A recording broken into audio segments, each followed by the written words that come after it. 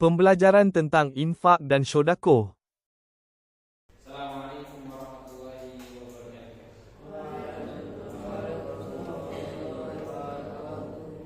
Alhamdulillah rabbil alamin wassalatu wassalamu ala Rasulillah wa ala alihi wa ashabihi wa man tabi'ahum bi ihsanin ila yaumiddin.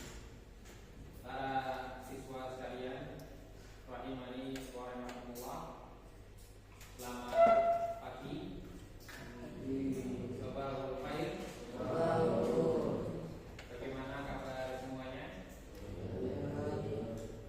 Sehat? Ya, jadi kalau sehat, ngomongnya sehat-sehat, Allahu Akbar. Bagaimana kabar semuanya?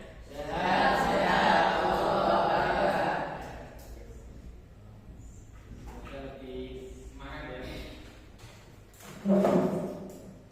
Sebelum kita mulai pembelajaran pada kesempatan pagi hari ini, izinkan saya untuk mengambil antum semuanya. Abdul Aziz,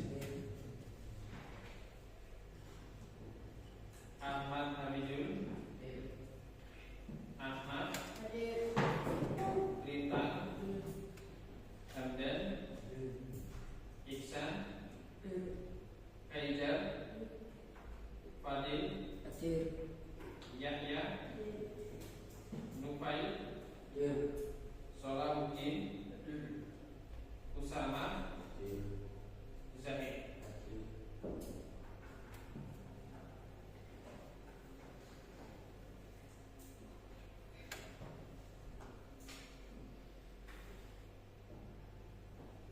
Nah, jadi hari ini saya ingin menyampaikan satu materi penting pada antum, dan nanti kita ada praktek langsungnya. Di sini kita sudah sediakan apa ini namanya? Tidak ada isinya. Kemudian ini ada web, ada uang beneran. Kemudian ada uang-uangan, mata uang Thailand ya. Jadi nanti kita insya Allah ada prakteknya. Nah, sebelum kita praktek, kita ingin menyampaikan materinya terlebih dahulu. Harapannya untuk mendengarkan, memperhatikan, dan nanti memberikan pertanyaan. Sekiranya ada pertanyaan disampaikan, sehingga materi kita ini tidak hanya satu arah, tapi dua arah. Dari saya ada, dari antum ada. Materinya apa? Materinya bisa kita lihat di sini. Ini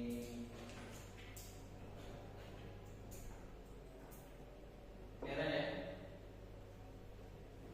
Jadi judul materinya adalah tentang infak dan sedekah, atau kalau bahasa Arabnya sodaqoh. Saya kira kata-kata ini tidak asing di telinga antum. Yang namanya infak, yang namanya sedekah ini sudah familiar. Antum semua tahu apa infak, dan sedekah. Mengeluarkan sebagian harta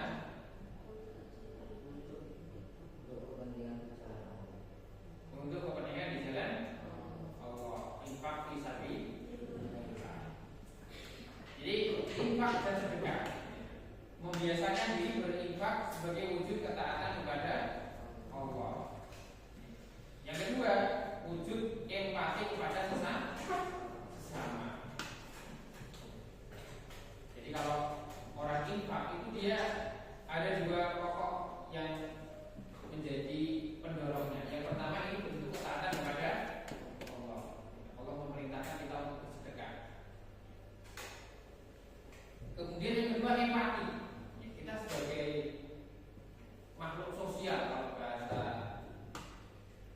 Indonesia itu makhluk sosial. Makhluk sosial itu makhluk yang saling tolong menolong, saling bahu membahu, gotong royong. Jadi kalau ada orang yang kira-kira membutuhkan pertolongan atau harta,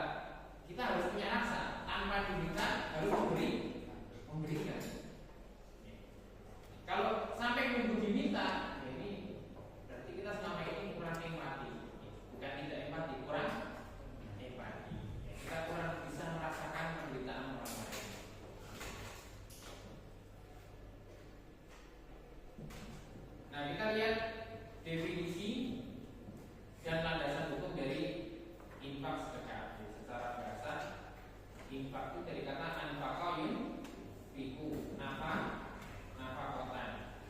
Artinya membelanjakan dan menafkahkan harta di jalan Allah Subhanahu wa taala. Nafkah. Bahwa antum memberikan nafkah kepada antum, itu maksudnya juga infak. Dia kewajiban memang, tetapi itu di sisi Allah juga dihitung infak, sehingga pahalanya besar.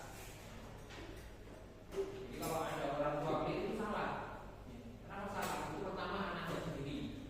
Yang kedua, apa yang dia berikan itu akan dibalas di sisi Allah Subhanahu wa taala. Bahkan balasannya lebih besar dari apa yang diberikan. Kemudian kita lihat dari sisi hukum. Dari sisi hukum, harta yang dikeluarkan oleh seseorang atau badan kita di luar zakat untuk kemaslahatan umum itu yang dinamakan infak. Dia ada 3 ciri-ciri ya.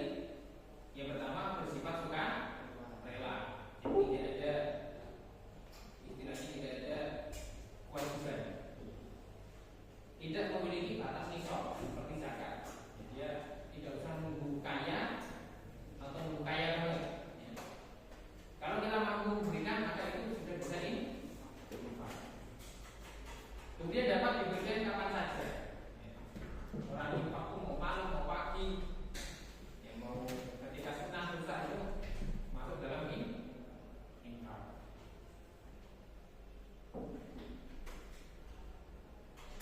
Nah, motivasi pertama dari infak adalah bahwasanya orang yang berinfak itu akan diberi rezeki yang lebih oleh Allah Subhanahu wa taala. Disebutkan dalam diskusi, ya benar Adam anfik unfik alaih.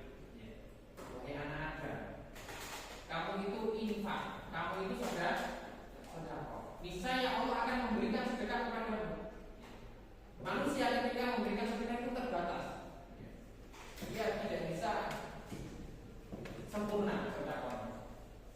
Tapi kalau Allah yang memberikan itu tanpa batas, yang Allah berikan itu luar biasa, lebih dari segalanya, sehingga orang itu dimotivasi untuk sedekah, didorong untuk sedekah, karena nanti dia akan mendapatkan rezeki dari Allah Subhanahu wa taala. Termasuk sekarang kesempatannya itu adalah untuk korban, untuk korban. Di sini ada yang korban.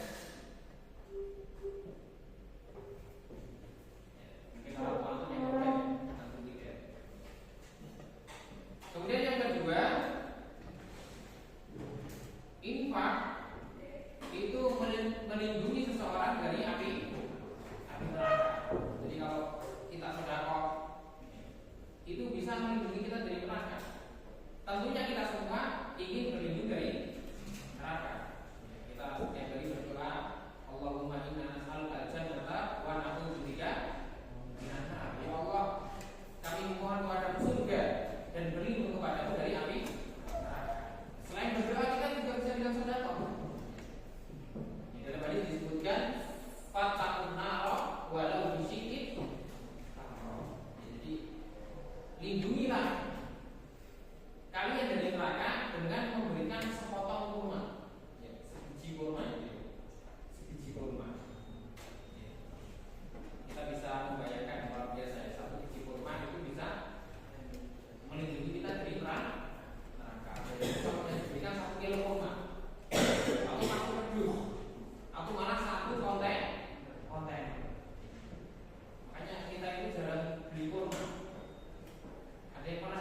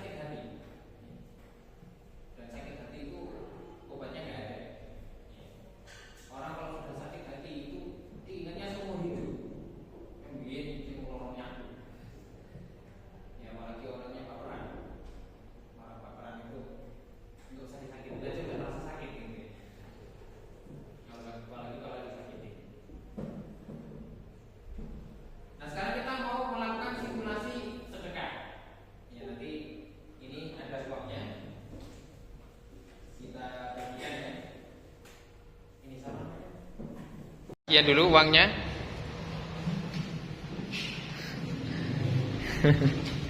Untuk simulasi sedekahnya ya.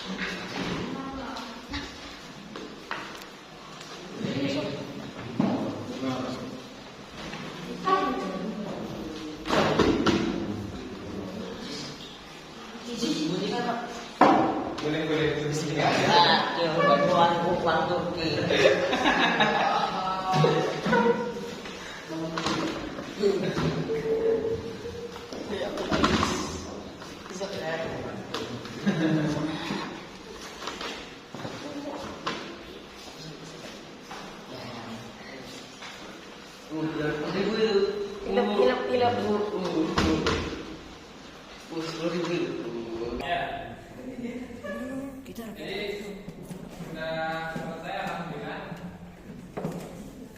Nah sebelum